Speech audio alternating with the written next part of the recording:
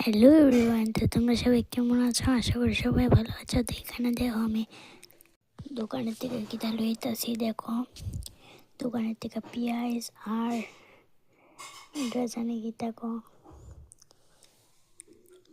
আলু লইছি। তো ওখানে একটু দাঁড়াইছি দিয়ে তো দেখি এখন আমরা আবার বাইরে যেতেছিলাম। আমরা নিতেছিলাম আর কি। আজকে তো শনিবার না, তো শনিবারে শনি পুজো দিবার লেগে কেন একটু দাঁড়াইছিলাম। তারপরে ওই পূজা হইতেছে, আমরা শনি পূজা প্রত্যেকবারই হয়। তো আমি ভালো করে এটা করতে পারছি না। তো গুড নাইট, বাই বাই।